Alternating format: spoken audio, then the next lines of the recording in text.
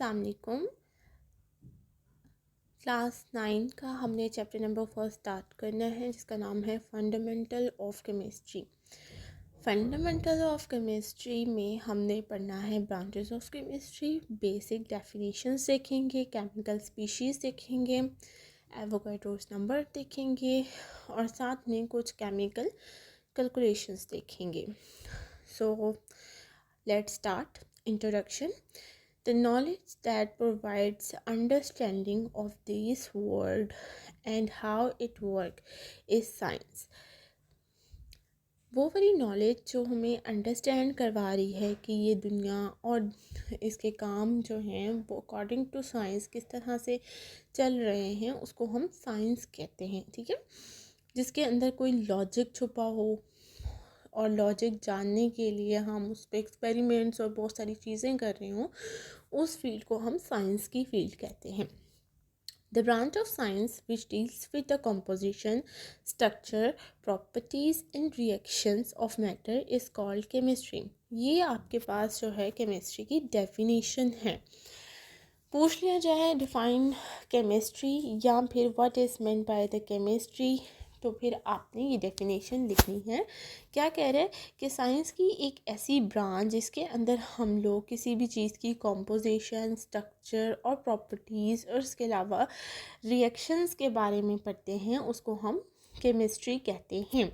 It deals with every aspects of our life. ये हमारी life की, हमारी ज़िंदगी की तमाम एस्पेक्ट्स पे के साथ जुड़ी हुई है, डील करती है। The development of science and technology has provided us a lot of facilities in daily life. अगर हम अपनी डेली लाइफ में देखें तो साइंस और टेक्नोलॉजी ने हमारी डेली लाइफ को बहुत सारी फैसिलिटीज़ दी हैं। ठीक है, जैसे अगर मैं सिंपल लाइट बल्ब की बात करती हूँ तो लाइट बल्ब जो है वो साइंस का ही एक करिश्मा है। ठीक है, क्योंकि उसके अंदर साइंस होती है, वो लाइट देता है हमें। इसके अलावा अगर मैं सिंपल फ़ैन की बात करूं जो समर में हम लोग समर सीज़न में यूज़ करते हैं, तो फ़ैन भी जो है वो साइंस की बदौलत ही दुनिया में आया है। Imagine the role and importance of petrochemical products, medicines and drugs, soaps, detergent, paper, plastic, paints and pigments.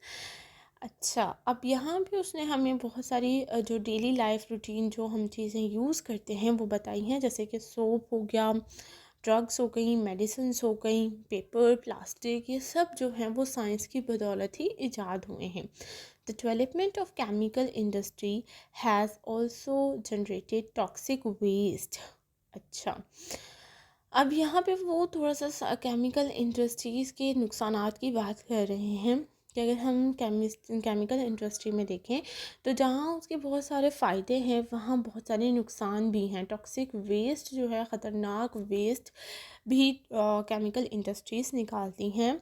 Contaminate water, pollution, air around us क्या करते हैं, यानी कि जहाँ बड़ी बड़ी फैक्ट्रीज़ लगी हुई हैं, जैसे मैं अगर पेपर की इंडस्ट्री की बात करूँ तो वहाँ पे कुछ ना कुछ वेस्ट भी प्रोडक्ट जो है वो निकलता है, और जो उन इंडस्ट्रीज़ का वेस्ट होता है वो बहुत ही ज़्यादा टॉक्सिक होता है फॉर ह्यूमन हेल्थ। ठीक है, वो हमारे इन्वायरमेंट को, हमारे एयर को, वाटर को और हमारी तमाम इर्द गिर्द की चीज़ों को पोल्यूटेड कर रहा है।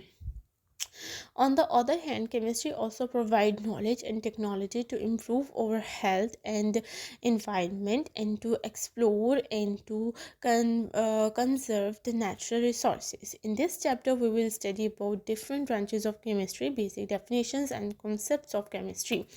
इस चैप्टर में हम लोग जो हैं वो केमिस्ट्री की ब्रांचेस के बारे में पढ़ेंगे, डेफिनेशन के बारे में पढ़ेंगे, बेसिक डेफिनेशंस और कुछ केमिस्ट्री के कॉन्सेप्ट क्लियर करने की कोशिश करेंगे।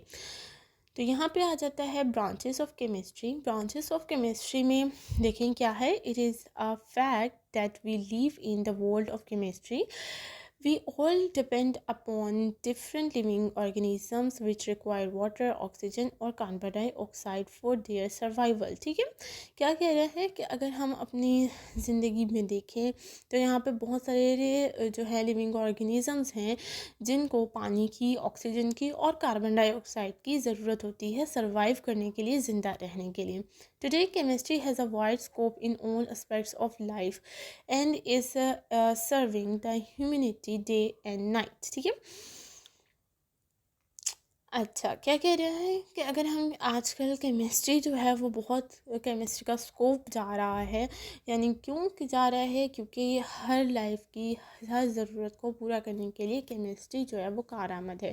Chemistry is divided into following main branches. कुछ केमिस्ट्री की ब्रांचेस हैं जो हम नीचे पढ़ेंगे।